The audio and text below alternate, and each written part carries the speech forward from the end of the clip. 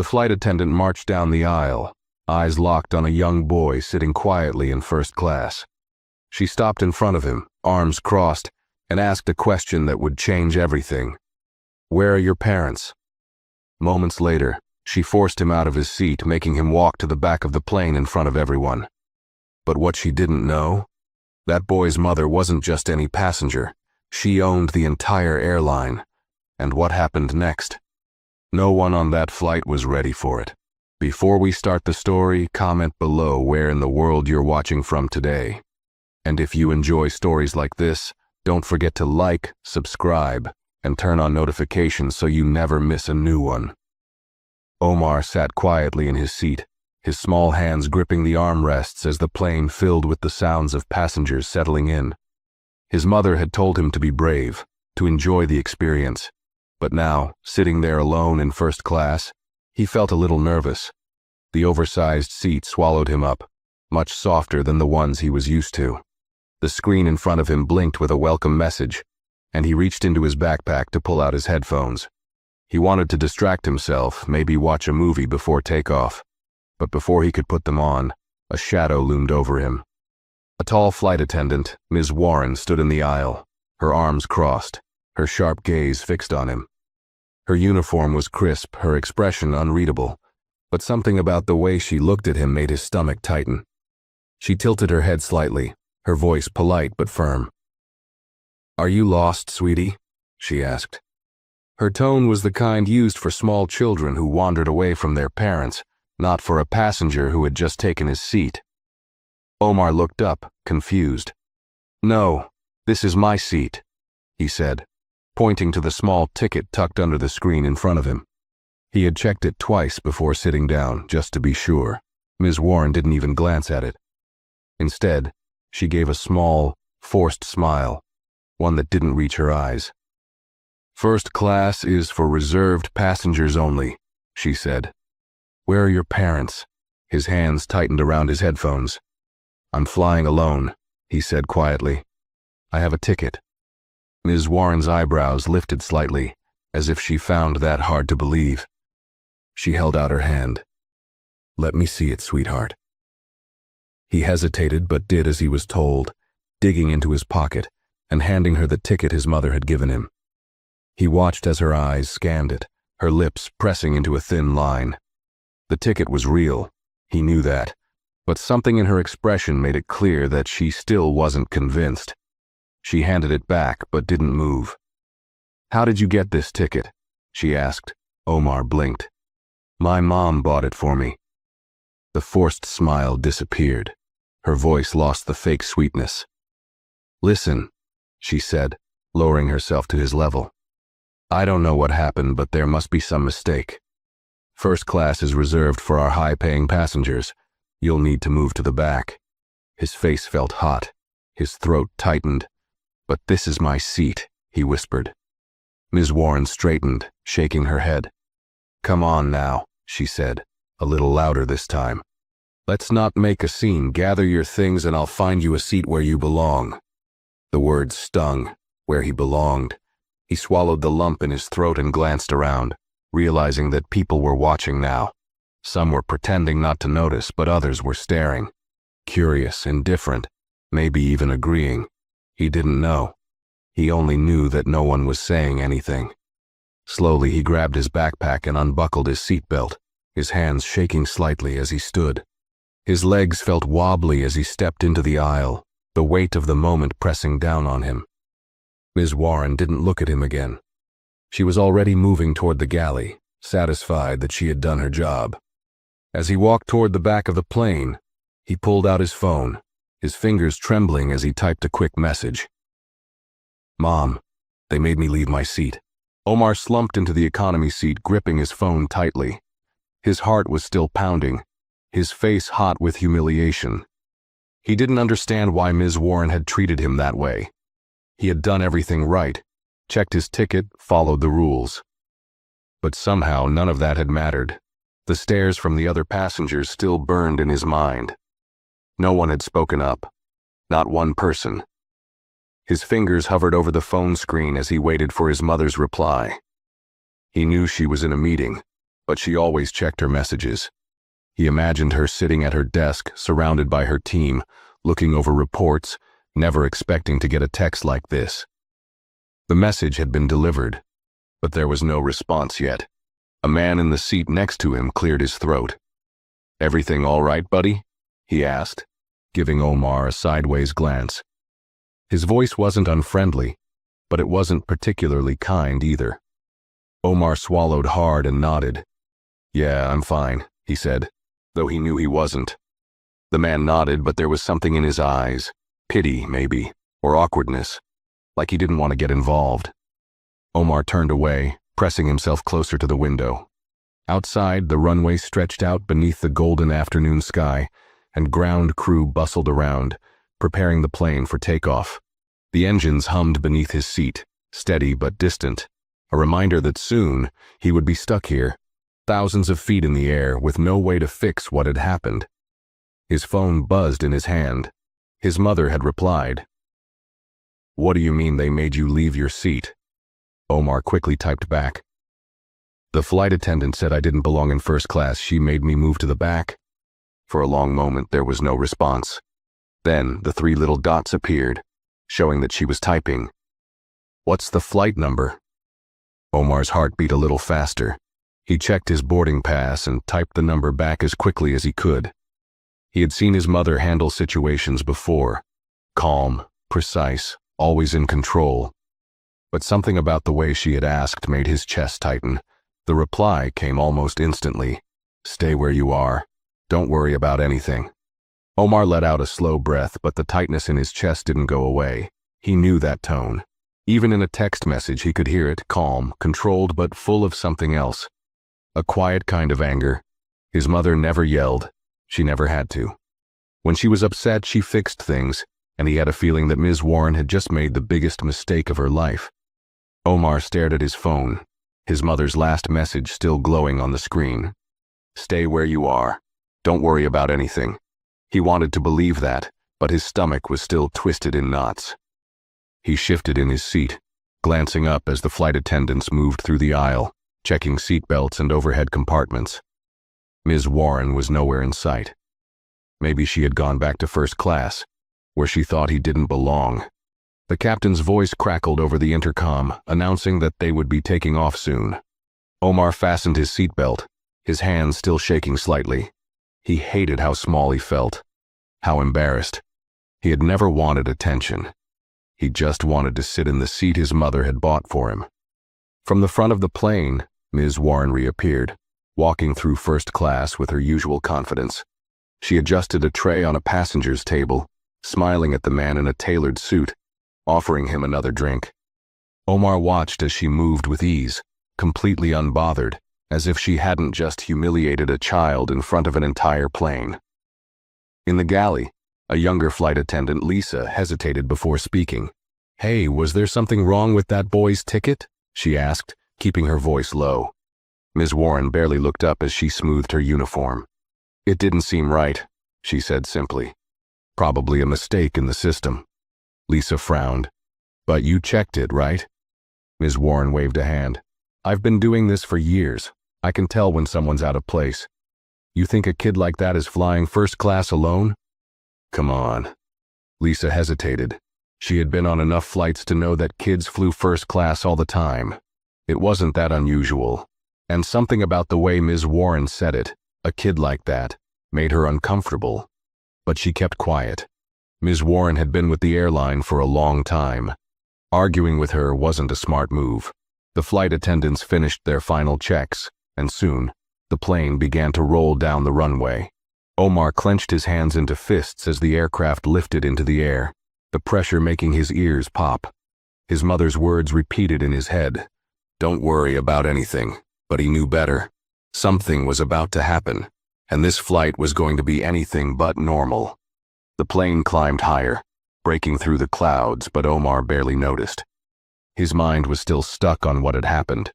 The seat felt smaller now, cramped and uncomfortable. He could still feel the stares, even though most of the passengers had moved on, too wrapped up in their own flights to care about a kid who had been sent to the back. He let out a slow breath and looked down at his phone, checking for another message from his mother. Nothing yet.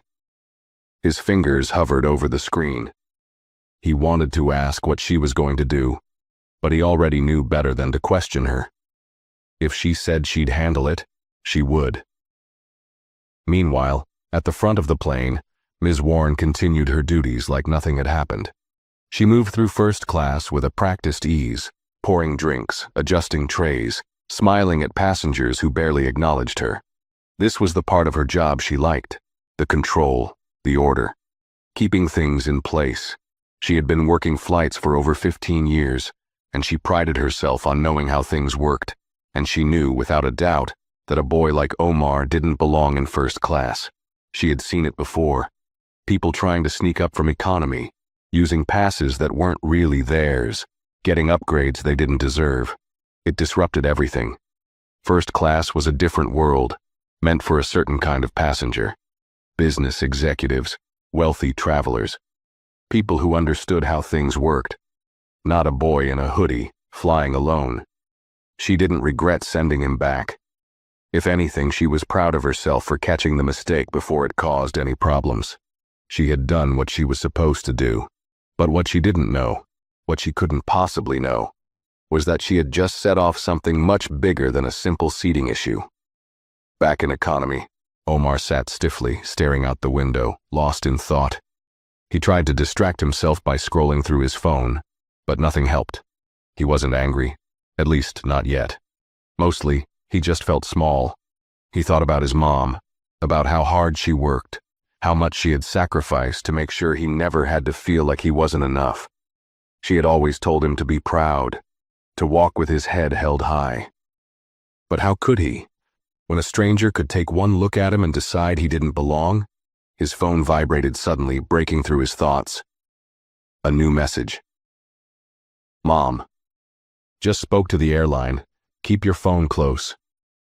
Omar's heart jumped. He sat up straighter, his fingers tightening around the device. He wasn't sure what she meant exactly, but he knew one thing. This wasn't over. At that very moment, in a high-rise office thousands of miles away, Naomi Carter, CEO of the airline, stood behind her desk, her expression unreadable. A conference call was already in progress, her voice cutting through the line with the kind of authority that left no room for argument. Her assistant, James, stood nearby, shifting uncomfortably as he listened.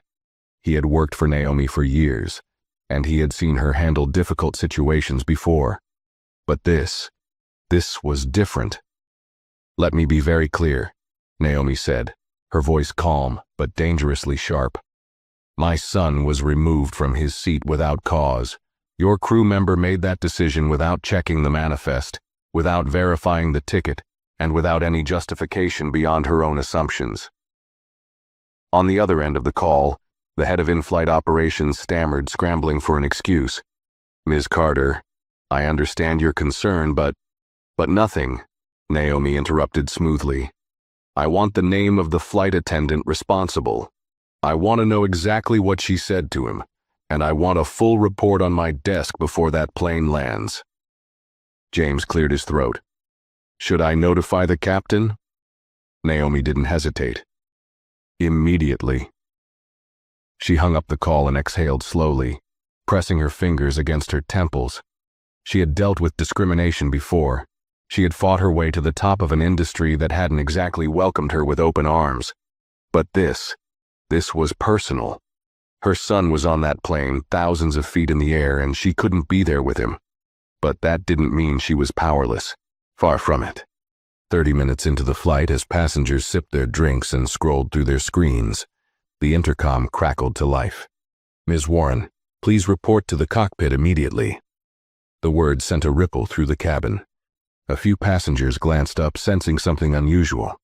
Flight attendants didn't just get called to the cockpit like that.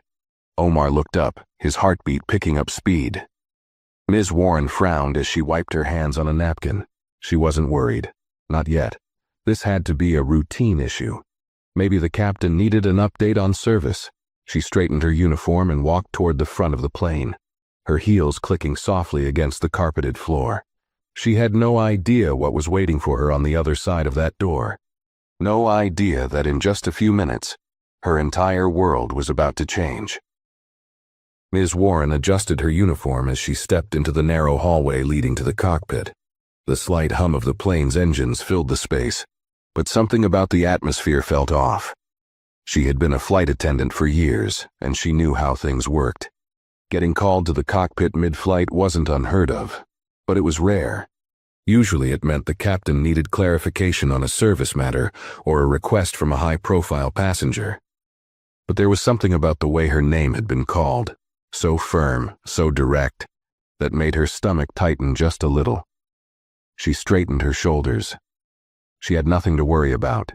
She had done her job, upheld the standards of first class. There was no mistake. She reached the door and knocked once. A moment later, the lock clicked, and she stepped inside. The cockpit was dimly lit, with the control panels glowing softly as Captain Reed sat in his seat, one hand resting on the controls. He was an older man, steady and experienced, but his usual calm expression was missing. His jaw was tight, his eyes sharp as he turned his chair slightly to face her. Beside him, the co-pilot remained silent, his eyes flicking toward the in-flight phone screen, where a video call was still active. The face on the other end was unmistakable. Naomi Carter. Ms. Warren felt a chill run down her spine. "Captain," she greeted, keeping her voice professional. "You needed me?" Captain Reed exhaled, his fingers drumming against the armrest. "Ms. Warren, we have a situation, a serious one." She frowned, feigning confusion. "Of course, Captain. How can I help?" Naomi's voice came through the speaker, clear and precise. "By explaining why you removed my son from first class." Ms. Warren blinked. I'm sorry." The captain didn't say a word. He just leaned back, arms crossed, letting Naomi do the talking. "My son, Omar Carter," Naomi continued, her voice controlled but carrying a dangerous edge. "The 10-year-old boy you humiliated in front of an entire cabin. The boy whose ticket you didn't bother verifying before you sent him to economy." Ms. Warren's throat went dry. I was just following standard procedure," she tried, forcing a small, professional smile. "Sometimes passengers, especially children, end up in the wrong section. I was only ensuring that—" "Don't insult me," Naomi cut in sharply. "We both know that's not what happened." Ms. Warren's face burned. She had been in situations before where passengers argued over seating, but this was different. The power dynamic had shifted entirely. She wasn't dealing with just any passenger. She was dealing with the woman who owned the airline. Captain Reed finally spoke, his voice heavy with disappointment. "Did you check the manifest before removing him from his seat?" Ms. Warren hesitated. Yes or no?" Naomi pressed. Ms. Warren swallowed hard. "No." The silence that followed was suffocating. Captain Reed shook his head. "You didn't verify his name. You didn't confirm his ticket. You made a decision based on what? A gut feeling, his appearance?" Ms. Warren could feel her heart pounding now. It was a misunderstanding. I thought—" "You thought he didn't belong," Naomi finished for her. The words hit like a slap. Ms. Warren opened her mouth, then closed it. There was no way out of this. The co-pilot glanced at Captain Reed, waiting for direction. Reed sighed, rubbing his temple before speaking again. "Ms. Warren, per orders from corporate, you are to personally escort Omar Carter back to his original seat immediately," he said, his voice firm. "And you will do so with a full apology. A real one." Ms. Warren felt her breath hitch. She had never been ordered to publicly apologize to a passenger before, and now she was expected to walk through the plane, admit her mistake in front of everyone, and return the boy to first class. Her face burned with humiliation. "Captain," she started, keeping her voice low. "Perhaps we could handle this after landing." "That wasn't a request," Naomi interrupted. Ms. Warren clenched her jaw. There was no way out. "Understood," she muttered. She turned stiffly and stepped out of the cockpit, her hands clammy. Every step she took back toward the cabin felt heavier, as if the weight of her mistake was pressing down on her. Omar sat in his economy seat, still gripping his phone, his mother's last message replaying in his mind. He had no idea what she had done, what strings she had pulled from the ground, but he could feel it, the shift in the air.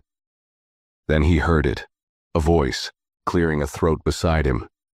He looked up, and there she was, Ms. Warren. She wasn't smiling anymore. She wasn't standing with that stiff professional confidence. Instead, she looked uneasy. "Mr. Carter," she said, her voice quieter than before. "There has been a misunderstanding. I'd like to escort you back to your original seat." Omar didn't move right away. He could feel other passengers watching, their eyes flicking between him and the flight attendant. Some of them had seen what happened earlier, had watched as she sent him to the back without a second thought. Now she was standing in front of him, forced to undo what she had done. "Why was it a misunderstanding?" Omar asked, his voice steady. Ms. Warren stiffened. She wasn't expecting him to push back. I should have checked your ticket properly," she admitted, her voice tight. "And I apologize." It didn't sound natural. It sounded like she was being made to say it. Omar studied her for a long moment before unbuckling his seatbelt. He stood, slinging his backpack over his shoulder. As he followed Ms. Warren through the aisle, passengers whispered. Some pretended not to notice. Others stole quick glances, but no one, not a single person, had spoken up when she kicked him out. He walked back into first class, the luxury of it feeling completely different now. He slid into his original seat, placing his backpack down calmly. Ms. Warren lingered awkwardly for a second before mumbling, "If you need anything, let me know." Omar didn't reply. He simply reached for his phone and typed a message. "I'm back in first class." The reply came seconds later. "Mom." "Good. Now sit tight. I'll handle the rest." Omar leaned back into the seat. Something told him that Ms. Warren's problems were just beginning. Ms. Warren turned on her heel and walked back toward the galley, but she could feel the weight of every passenger's gaze on her. She had never felt this way before, not in all her years of working flights. Normally, she was the one in control, the one who called the shots, the one who decided what was appropriate in her cabin. But now, she wasn't in control at all. As she reached the first-class service area, she gripped the edge of the counter, her fingers pressing into the polished metal. She needed a moment to breathe, to collect herself. But her mind was racing. Passengers had watched her escort Omar back. They had heard her apology. They had witnessed her mistake. She clenched her jaw. How could this have happened? A voice broke through her thoughts. "You all right?" She turned to see Lisa, the younger flight attendant, standing near the coffee machine, her arms crossed. There was something unreadable in her expression, something between curiosity and quiet judgment. Ms. Warren forced a tight smile. "Of course," she said stiffly. Lisa didn't move, didn't blink. "You got called to the cockpit for that, didn't you?" Ms. Warren inhaled slowly through her nose. "I don't see how that's any of your concern." Lisa tilted her head slightly. "It's everyone's concern when the CEO of the airline gets involved." The words hit like a slap. Ms. Warren's stomach twisted. So everyone knew. Lisa leaned against the counter. "I'm just saying," she continued. "I've worked a lot of flights and I've never seen a first-class passenger get removed unless their ticket was invalid. His wasn't, was it?" Ms. Warren swallowed hard.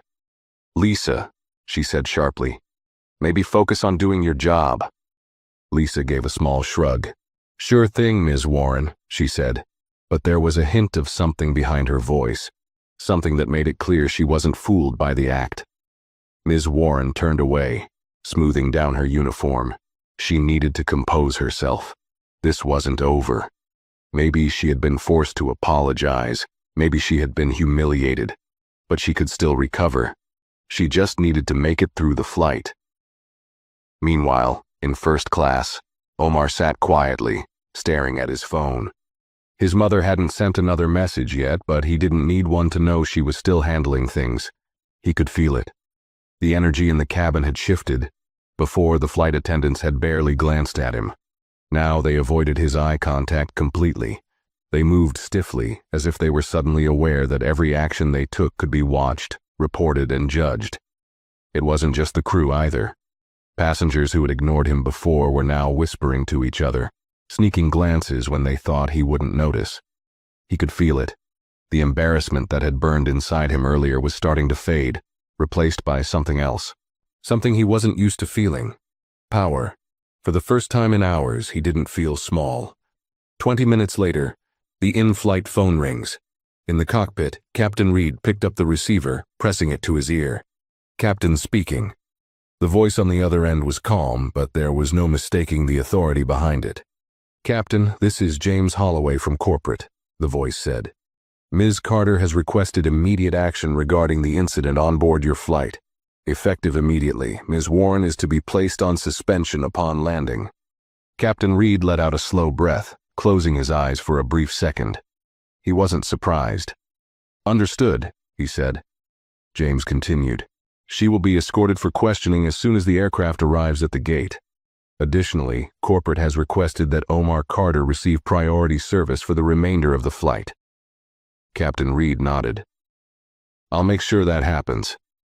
"One more thing," James added. "Ms. Carter would like a direct report from you regarding how the situation was handled. She wants details." That last part wasn't a request. Captain Reed had flown thousands of flights in his career.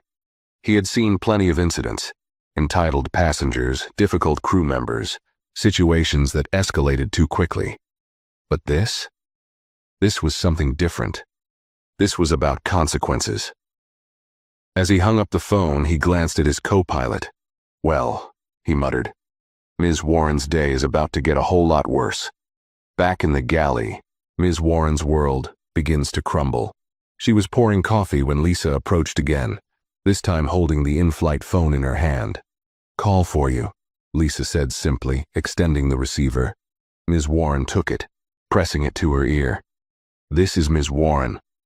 The voice on the other end was clipped, professional, and left no room for argument. "Ms. Warren, upon landing, you will be required to report directly to the operations office for an immediate review of your conduct. You are not to leave the airport until further notice. Security will be waiting at the gate." Ms. Warren felt her stomach drop. I don't understand," she stammered. The voice didn't change.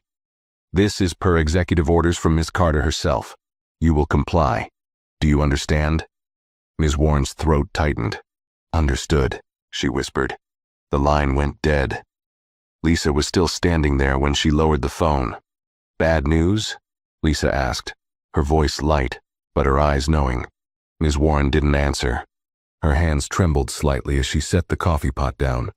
The feeling she had earlier, the unease, the discomfort, had now turned into something much worse. Panic. For the first time since she had made that split-second decision to remove Omar from first class, she realized just how badly she had miscalculated. She had assumed he was just another passenger. She had assumed no one would question her decision. She had assumed she could get away with it. She had been wrong. And now she was about to pay the price. Ms. Warren stood frozen in the galley, gripping the counter as the weight of the situation crashed down on her. The hum of the engines, the clinking of glasses, the soft murmur of passengers, all of it blurred into the background. Her mind was racing, her heart pounding so hard it felt like the sound might give her away. She had been in this industry for years. She had dealt with demanding passengers, last-minute changes, unexpected turbulence, both in the air and among her crew. But never, never had she been blindsided like this. Security waiting at the gate, immediate questioning, suspension. Her stomach twisted violently. Lisa lingered nearby, watching her carefully, as if waiting for some kind of reaction. Ms. Warren forced her face to remain neutral, to hold on to the last shred of composure she had left. "I need a minute," she muttered, barely able to get the words out. Without waiting for a response, she turned on her heel and pushed past the curtains leading to the crew's private rest area. The small space was barely big enough to move, but she pressed her hands against the cool metal wall and took a shaky breath. She had to think. There had to be a way to fix this. Maybe she could talk to the captain, explain that it had been a misunderstanding. Maybe she could get ahead of the situation before they landed, find a way to soften the blow. But deep down she knew. There was no talking her way out of this. She had removed a perfectly valid first-class passenger from his seat without reason, humiliated a child, and in doing so made an enemy out of the most powerful person in the airline. She clenched her jaw. How had she let this happen? Meanwhile, in first class, Omar sat in his seat, stretching out his legs, feeling a strange mix of emotions. Just hours ago, he had felt helpless, small, invisible. Now he could feel the energy around him shifting. The first-class attendants were suddenly attentive, checking on him more than they checked on anyone else. They asked if he needed more snacks, if he was comfortable, if he wanted a different drink. He noticed the change, but he said little. Instead, he just nodded, quietly sipping his juice, letting them feel the weight of their own discomfort. It wasn't about free drinks. It wasn't about extra service. It was about the fact that the only reason they were paying attention now was because of who his mother was. He thought about that as he glanced around the cabin. Some passengers wouldn't meet his eyes. Others were sneaking glances, watching him out of the corners of their eyes, as if realizing they had witnessed something bigger than just a kid getting moved to economy. One man, sitting across the aisle, cleared his throat. He looked like a businessman, his suit perfectly pressed, his wristwatch expensive. He leaned slightly toward Omar, speaking in a voice just loud enough to be heard. I saw what happened earlier, the man said. Omar turned his head, waiting. The man shifted uncomfortably. That was unfortunate. Omar blinked. Unfortunate? The man nodded stiffly. Yes, well, I imagine it was a misunderstanding. Omar studied him for a second before tilting his head. Did you think it was a misunderstanding when she told me to move? The man hesitated. Omar didn't break eye contact. Did you think it was a misunderstanding when nobody said anything? The man swallowed, his fingers tightening around the stem of his wine glass. He let out a small, awkward chuckle. Well, I suppose, you suppose? Omar cut in. The businessman exhaled and looked down at his lap, suddenly very interested in the safety pamphlet he had ignored earlier. Omar turned back to his window, letting the silence stretch. This wasn't just about one flight attendant. It was about all the people who had watched it happen and said nothing. Back in the cockpit, Captain Reed sat in his chair, eyes on the horizon, his hands resting on the controls. But his mind was elsewhere. He had been flying for over 20 years. He had seen nearly everything. Fistfights in coach, entitled passengers demanding ridiculous treatment, even once having to physically remove someone from the cockpit for trying to argue about turbulence. But this was different. This wasn't just about a difficult flight attendant. This was about a decision made in seconds that could destroy someone's career. And worse, it was justified. The moment he had spoken to corporate and heard Naomi Carter's voice, he knew Ms. Warren was finished. You didn't humiliate the owner's child and walk away from it. Still, there was something about this whole situation that left a bitter taste in his mouth. He didn't feel sorry for Ms. Warren. She had made a mistake, and now she was facing the consequences. But part of him wondered how many times things like this happened on other flights, when there wasn't someone like Naomi Carter to step in. How many times had people been treated unfairly and had no one to fight for them? He exhaled through his nose. There was nothing left to do now except wait for landing, and he had a feeling this flight was going to be talked about in the industry for a long time. In the galley, Ms. Warren faces reality. Ms. Warren checked the time. Less than an hour left before they landed. Her hands were shaking as she smoothed her uniform, forcing herself to take steady breaths. She had to keep it together. But she already knew the truth. She had lost. She had spent years commanding respect, making sure people knew that she was the one in charge. And now? She was the one being escorted off the plane like a problem that needed to be handled. The irony made her sick. She wiped her hands on a napkin, her mouth dry. The crew around her knew. She could feel it in the way they moved, in the way they avoided speaking to her directly. The power she once held over them was gone. Lisa passed by, glancing at her before pausing. "You should probably sit down before we land," Lisa said, her voice calm. Ms. Warren shot her a sharp look. "I don't need your advice," Lisa shrugged. "Suit yourself."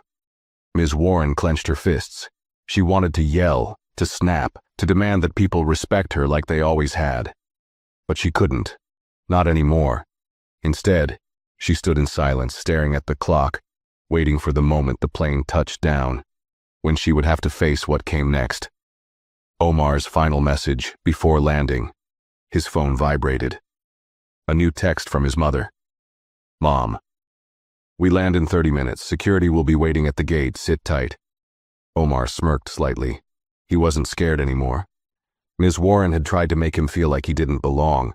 But now she was the one who didn't belong, and she was about to find out exactly what that felt like. The plane began its slow descent, dipping beneath the thick clouds as the city below came into view. The seatbelt sign dinged, and a flight attendant's voice echoed through the cabin, reminding passengers to remain seated with their tray tables upright. Omar buckled his seatbelt, but his mind wasn't on the landing. His phone was still in his hand, his mother's last message glowing on the screen. Security will be waiting at the gate. It wasn't just a statement, it was a promise. He glanced around first class, watching as some passengers packed up their things, others stretching out as if this had been just another flight. But a few, the ones who had seen everything unfold, seemed uneasy. They shifted in their seats, their eyes flicking toward the front of the plane where Ms. Warren had disappeared into the galley. Omar could still feel the shift in energy around him, the silence, the careful avoidance. Before, he had been just another passenger, a kid that nobody noticed. But now, he was something else. Now they all knew who he was, and the way they looked at him now. It wasn't just curiosity. It was discomfort, because they had been silent when it mattered most. In the galley, Ms. Warren's panic sets. Ms. Warren gripped the counter, staring at the blank wall in front of her. She felt like she was suffocating. The moment the plane touched down, she knew what was coming. She would step off this aircraft, and waiting for her would be security. Human resources representatives, executives, maybe even Naomi Carter herself. And what could she say? That she hadn't meant it, that it wasn't personal, that it was all just a mistake? Would that undo what she had done? Would that erase the way she had looked at that boy and decided in an instant that he didn't belong? Her breathing was shallow. She needed a way out. Maybe if she got ahead of it, she could control the narrative. She could say it had been a training error.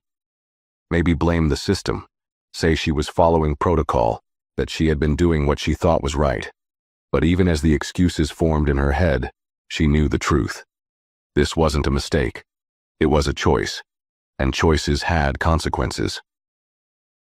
Lisa stepped into the galley, glancing at her but saying nothing at first. Then, after a long pause, she spoke. "You know what's coming, right?" Ms. Warren swallowed hard. "I don't need a lecture, Lisa."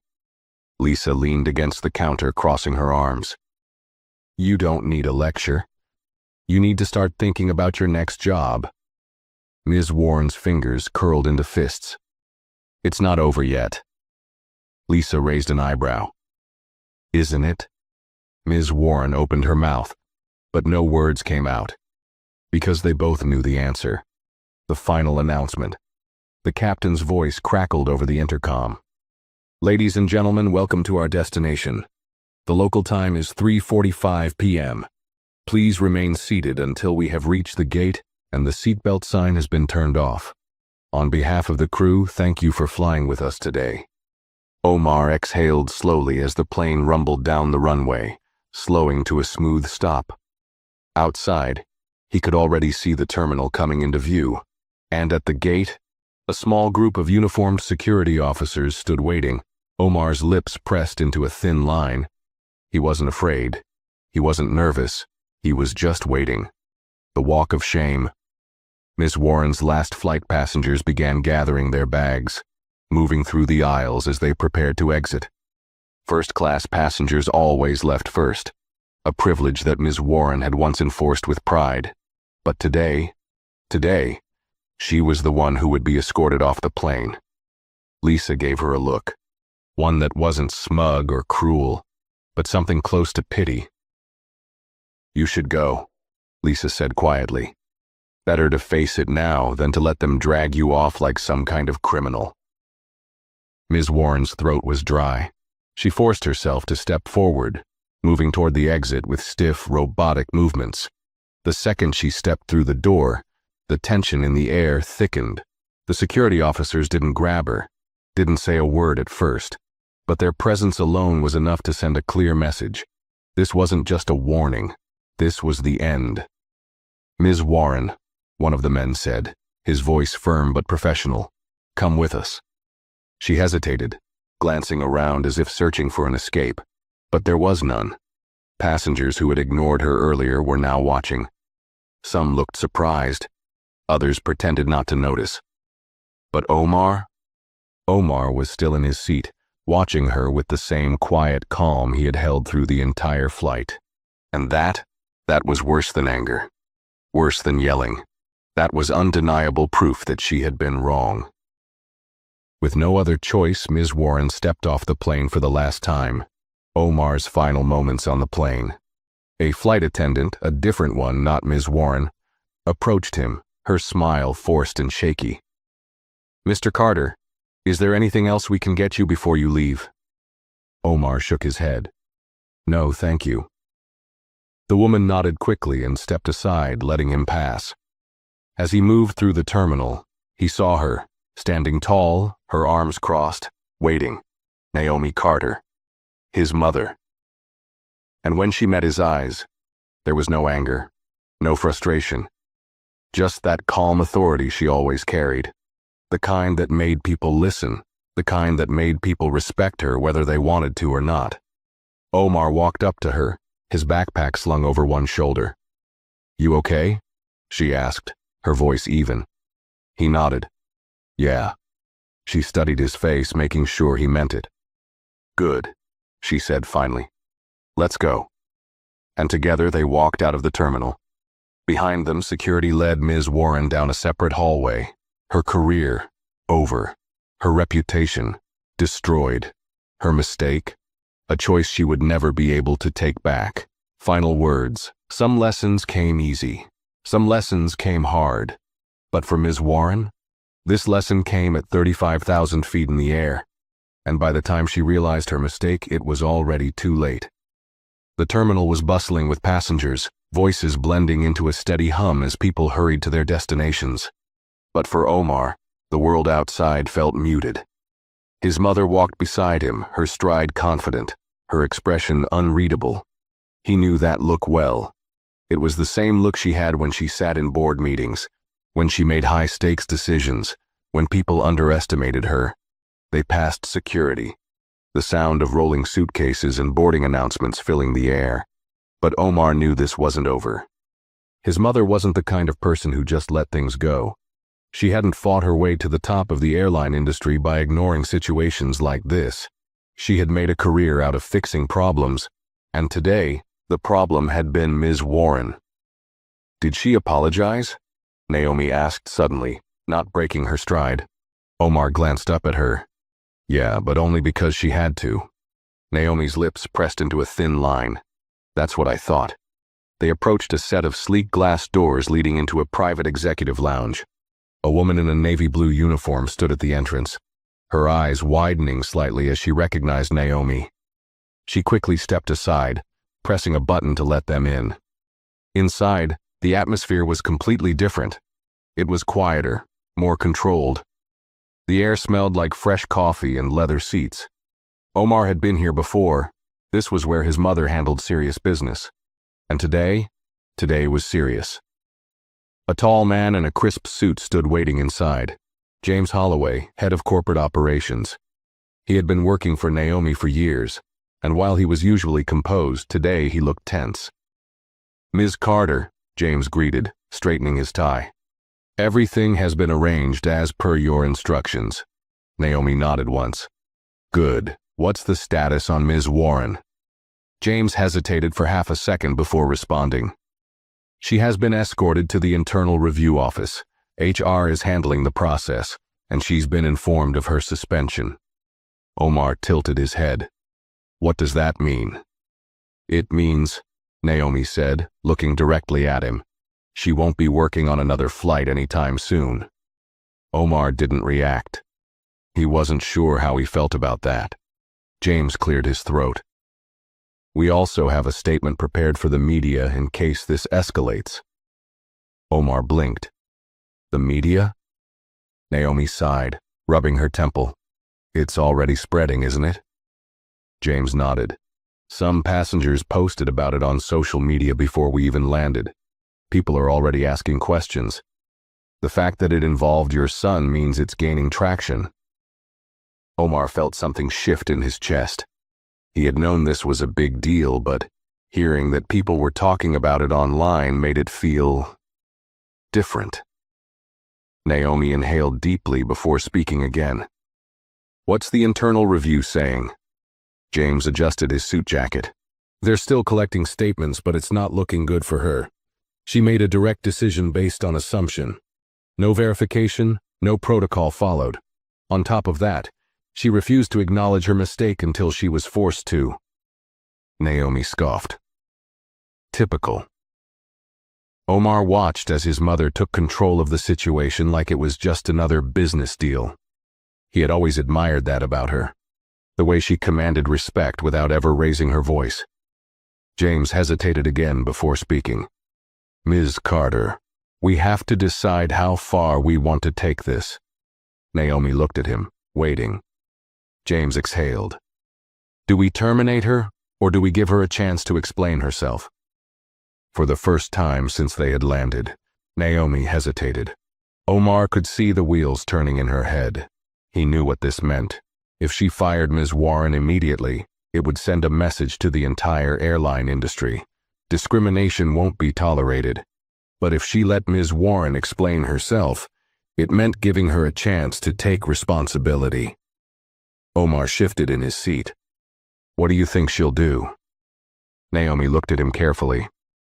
People like her? She shook her head. They don't change unless they have no other choice. Omar swallowed. So you're going to fire her? Naomi's eyes softened slightly. What do you think should happen? Omar hadn't expected that. He stared at his mother, then down at his hands. He hadn't really thought about it in that way. Did he want revenge? No. Did he want justice? Yes. Did he believe she deserved another chance? That was harder to answer. After a long moment, he finally spoke. She didn't just make a mistake.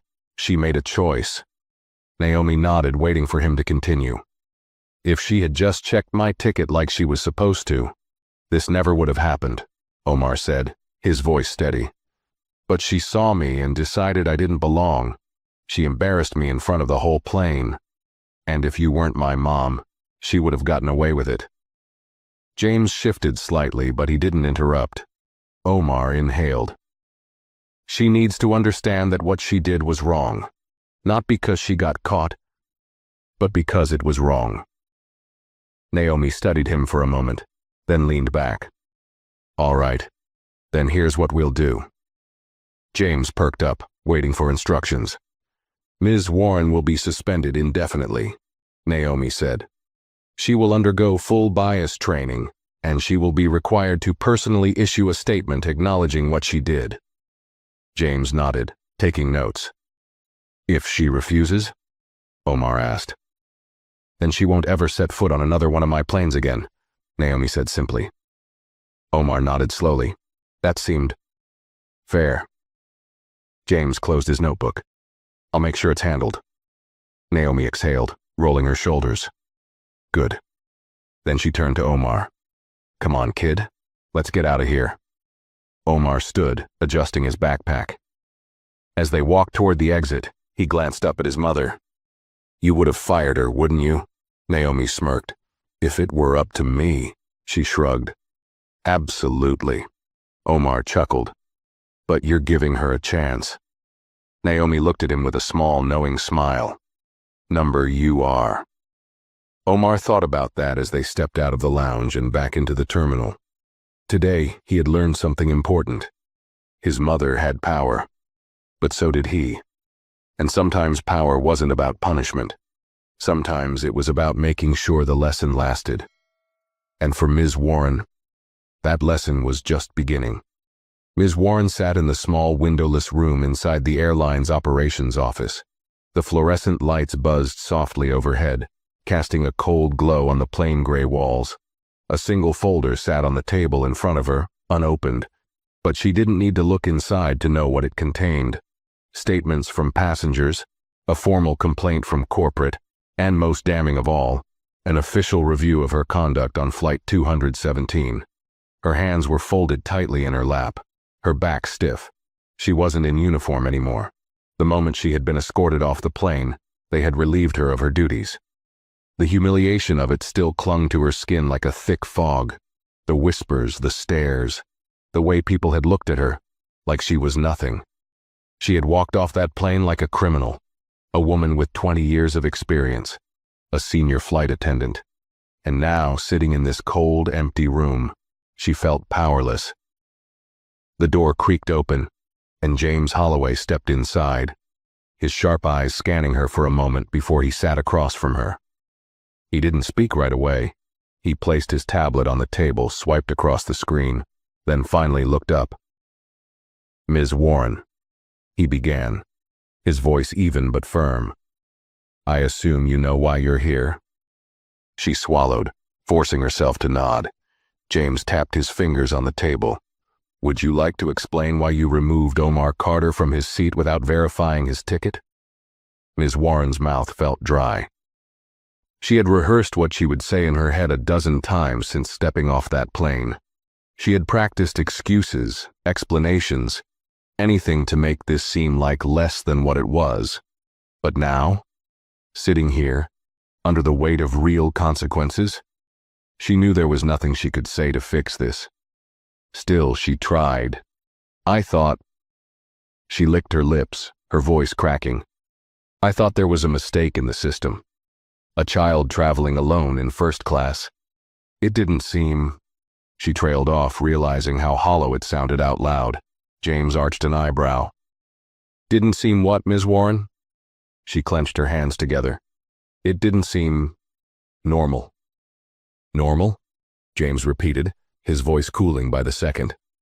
"Would you have questioned him if he were white?" Ms. Warren felt her stomach lurch.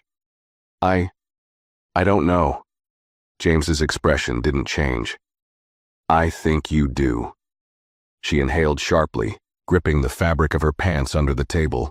"I never meant to—" "Intent doesn't matter, Ms. Warren," James cut in smoothly. "Your actions do." The room felt even smaller now, suffocating.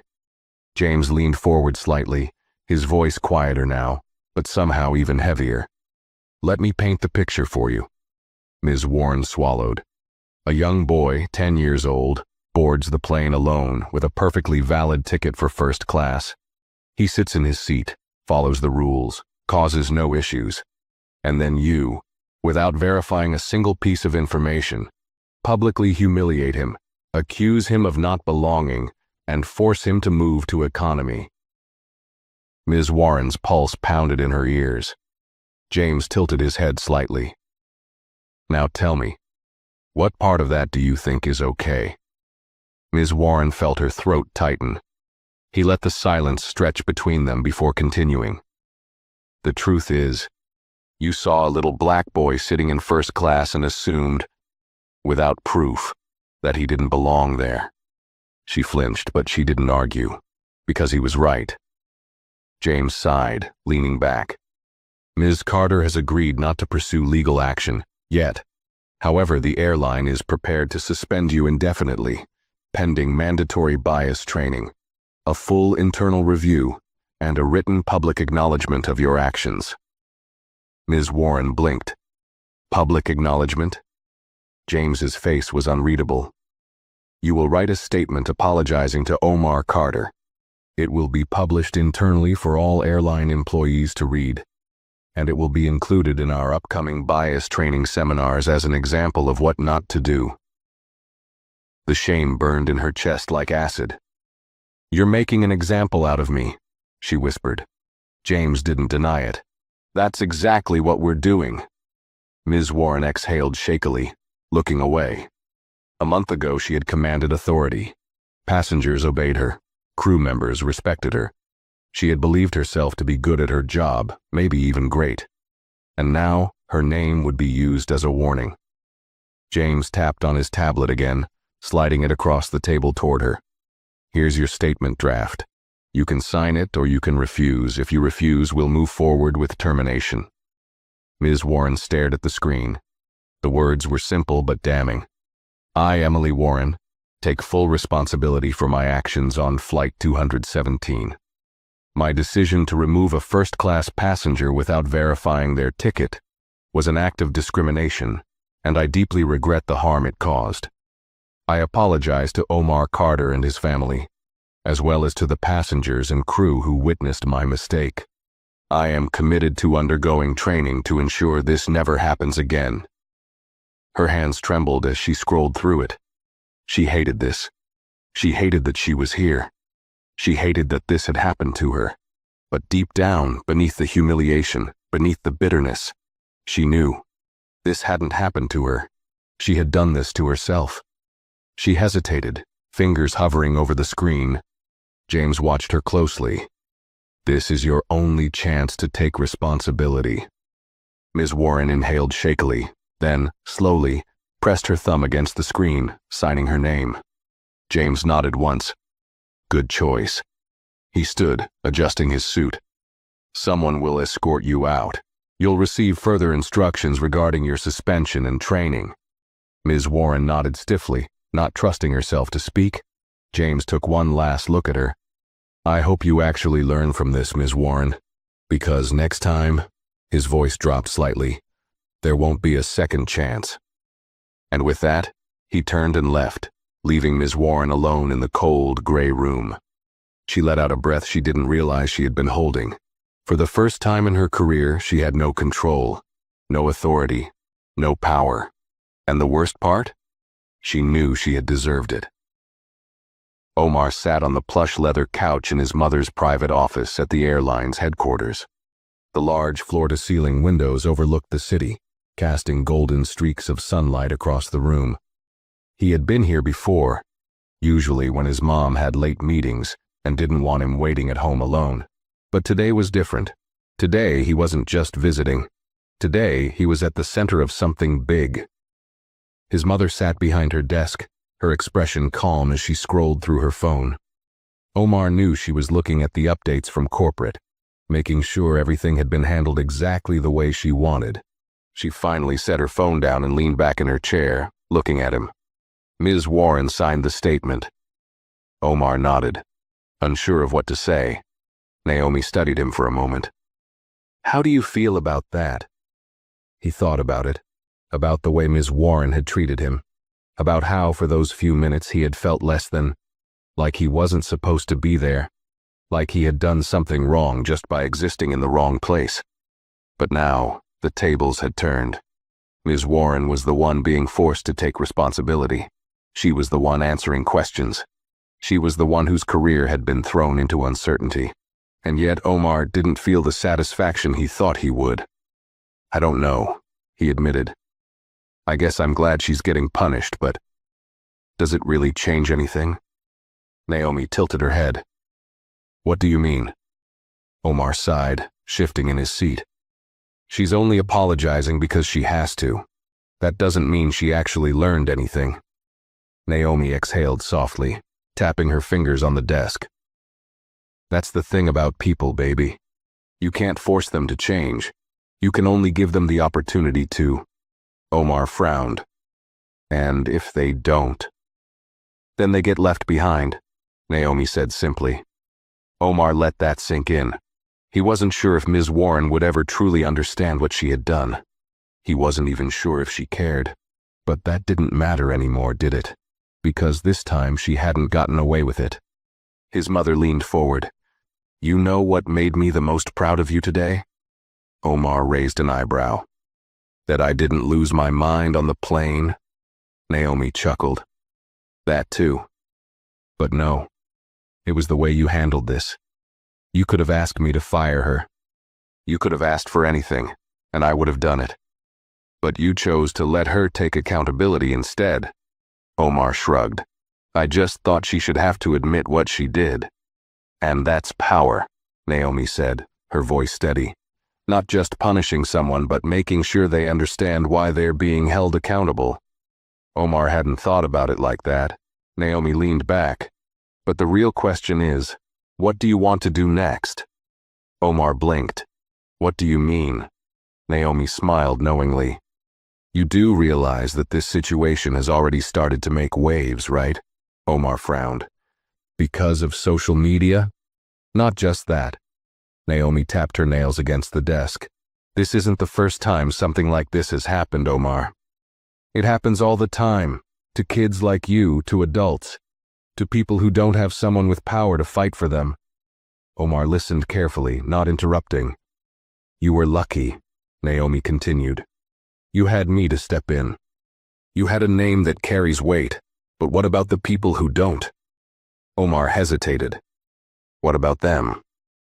Naomi studied him. That's up to you. He frowned. I don't get it. Naomi sighed, pushing back from her desk. She walked to the window, looking down at the busy streets below. When I was younger, I was treated differently in this industry because I was a black woman in a position of power.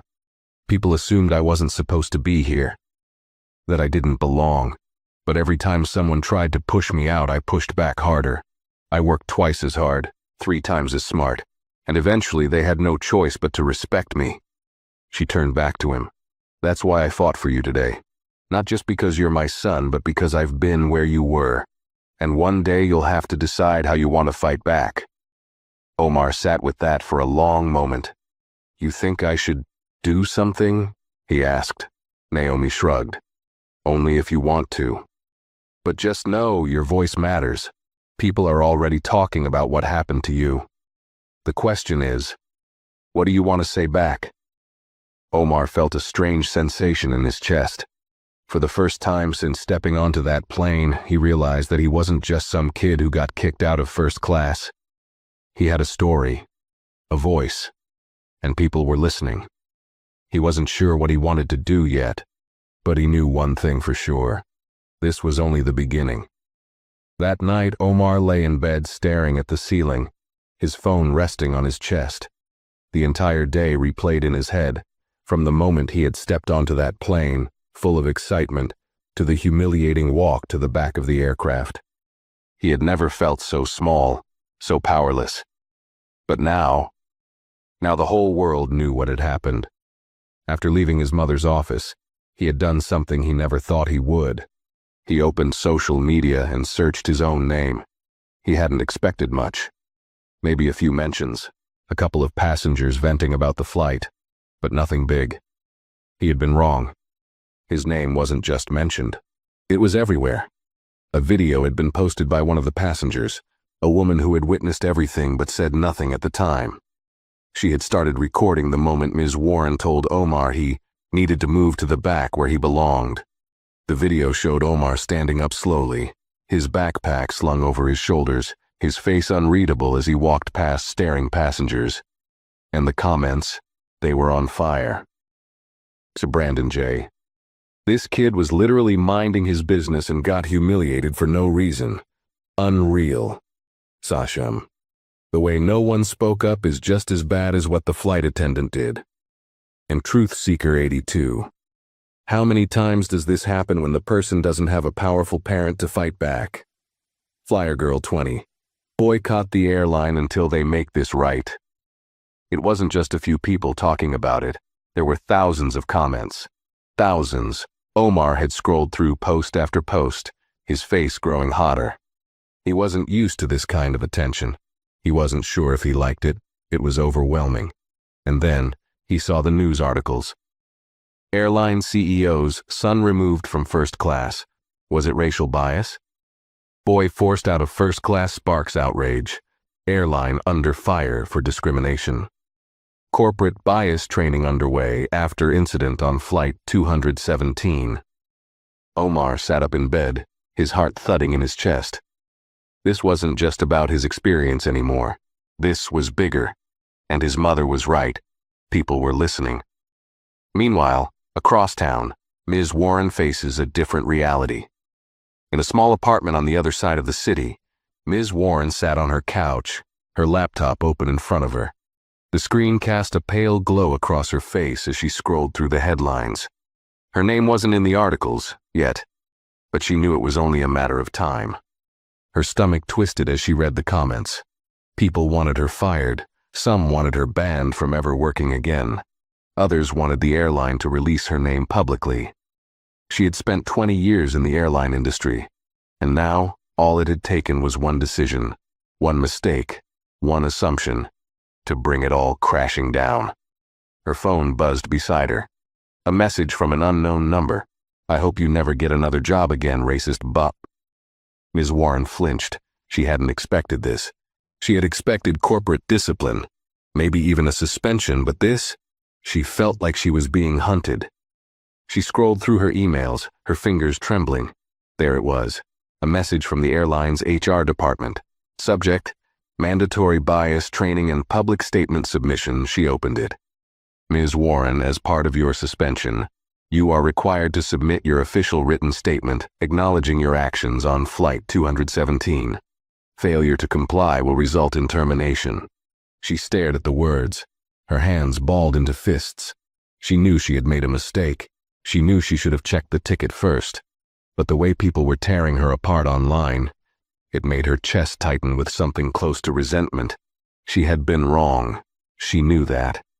But did she really deserve this? She hesitated for a long moment before clicking reply. Her fingers hovered over the keyboard. She could take full responsibility. She could admit everything, or she could try to save herself. Her jaw clenched. People were so quick to judge, so quick to condemn. Did anyone even care that she had been working for years? That she had once been praised for her service? That she had flown hundreds of flights without incident? She started typing.